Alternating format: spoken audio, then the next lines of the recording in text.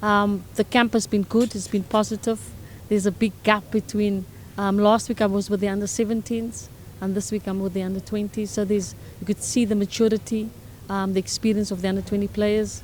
And I'm actually a bit concerned now about Crested Cranes players because they're closing the gap, which I think is a good thing.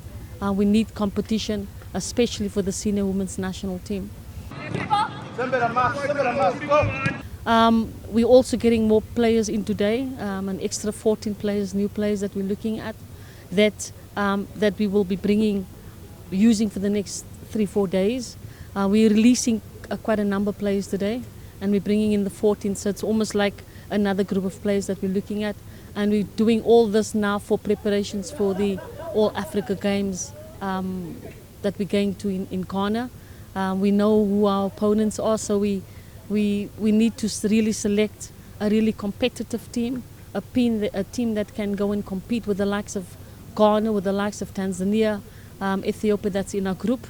And obviously in the other group we have Nigeria, Cameroon and Senegal.